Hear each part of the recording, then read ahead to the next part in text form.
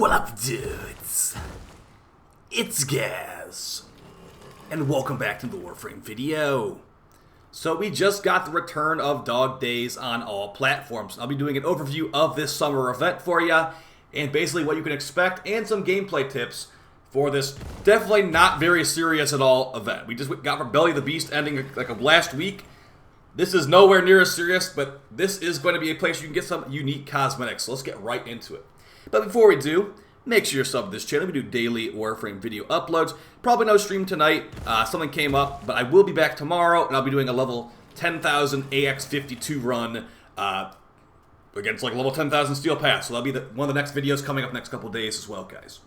Alright, so for Dog Days, the entire idea of this event is to be using a squirt gun or a water balloon to destroy the enemy squirt gun users in this mission. So what that basically means for you is that you're going to be trying to get as many kills as possible in this special event mission. And the unique as of this year, so some of the thing that changed this year, now you get 2 pearls per kill. The resource for this event is called a pearl. Each kill will give you 2 pearls. Each assist will give you 1 pearl. And last year, or every year before this, you would only get an extra pearl if you got the last hit. So no more last hits required. But that being said, if you get the last hit, you get 2 pearls. So that's actually not too bad. Now, what are you going to be using these pearls to get? It's going to be on with Tennocon on Cetus is going to be the vendor for this event, and they have some new items as of this year.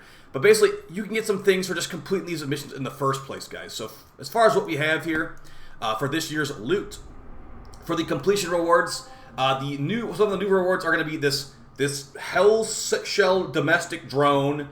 So it's like a new domestic drone, like a Roomba for your ship, and you got some like emblems and glyphs. So not exactly the most exciting here, but the real loot is not actually the completion rewards. The real loot that you get from this is going to actually be on Cetus. So we're going to go to Cetus and talk to Tennocon, and I'll show you the loot that's the main draw of this event.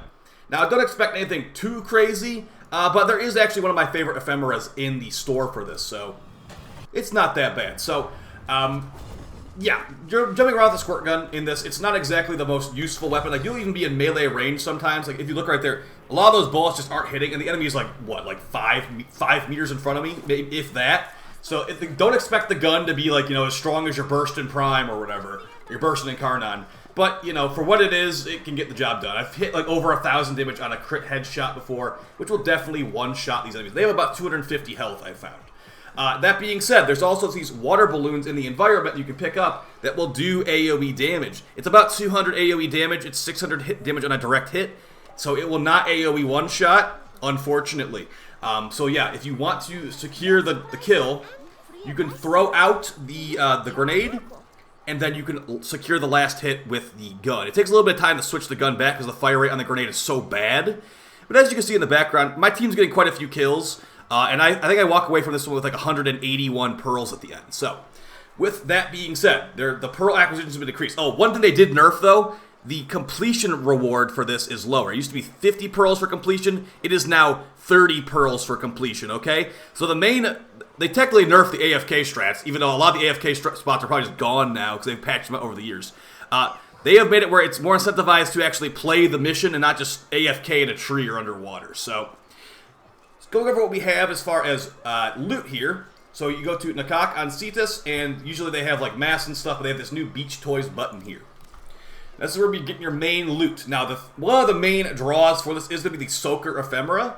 If you've ever seen the fish ephemera, like the fish floating around, that's what this ephemera does. Kind of hard to see in this preview. I could show it to you after this, but yeah, there's a fish right there. So the floating fish ephemera is 700 pearls. So I got 121 pearls in one run. And the mission took about like 5 minutes, 5 to 10 minutes. That is going to be like, like 6 or 7 runs to get this ephemera. But additionally, some other stuff you got in here too. You have all the KO to Fame mods. Or maybe not all of them, a lot of them. So if you want to get a guaranteed drop of the Acid Shells mod, this is probably one of the easiest ways to do it. 140 pearls for 1 Acid Shells mod. Very good with Sobek Saren. Even good with the Kuva Sobek on Saren.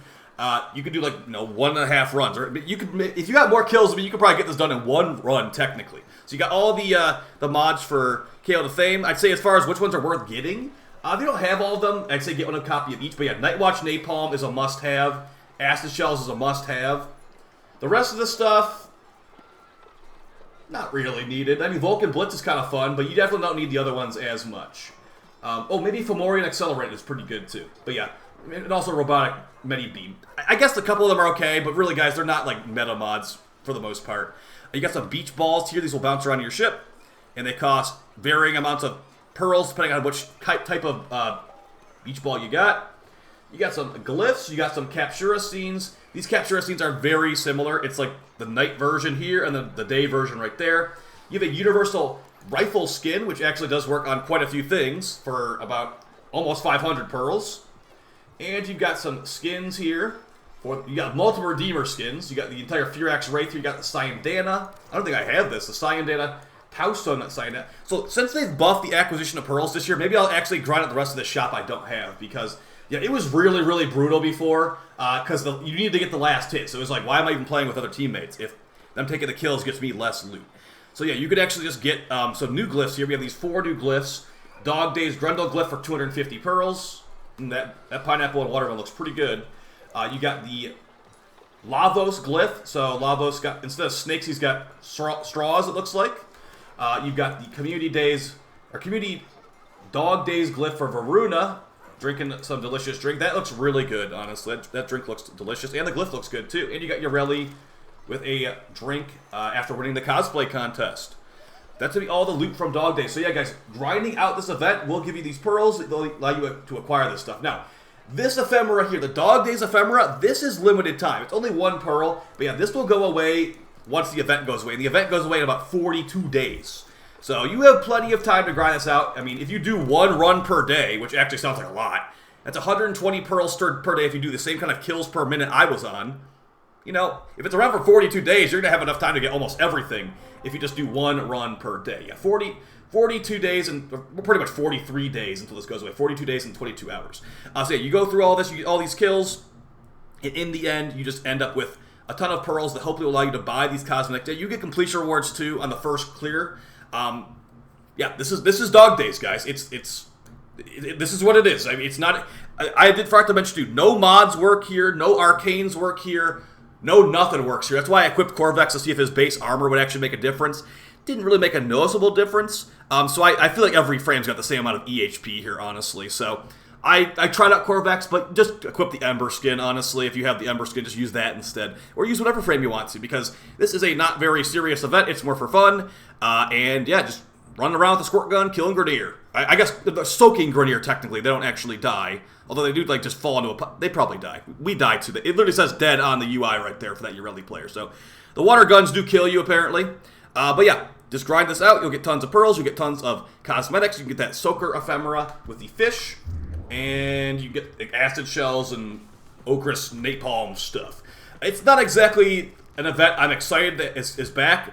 They love to bring this thing back every year, though. And as far as improvements to it, it's pretty much the exact same thing as last year, but the biggest difference is the assist counting for giving you a pearl and the last hits giving you 2 pearls, which if you're tryharding, it adds up pretty quick. Like, I mean, if you're just going on like a rampage, you can get like, 8 pearls in like a few seconds. But yeah, you dying too is going to make it so you're not getting that rampage. So I'll see you guys next video. Hope you found it fun, helpful. Oh, one more thing. We've made it this far in the video. DE accidentally leaked a new Prime weapon, but it's not going to be the Sevagoth Prime stuff. Ac Magnus Prime actually got leaked in the patch notes, and they took it out of the patch notes pretty quickly after that. So Ac Magnus Prime might be with Zaku Prime, since the Quasis Prime is, Zaku's signature weapon. They're going to need an extra Prime weapon with it, and for Yoreli Prime will definitely have the Compressa Prime, so you can't have 2 pistols with Yoreli Prime, so... I think either Lavos Prime or Zaku Prime will have the Ac Magnus Prime, as they don't have a signature secondary, and this would be a secondary to throw in there. So, I'll see you guys next time for your support, and take it easy. Bye!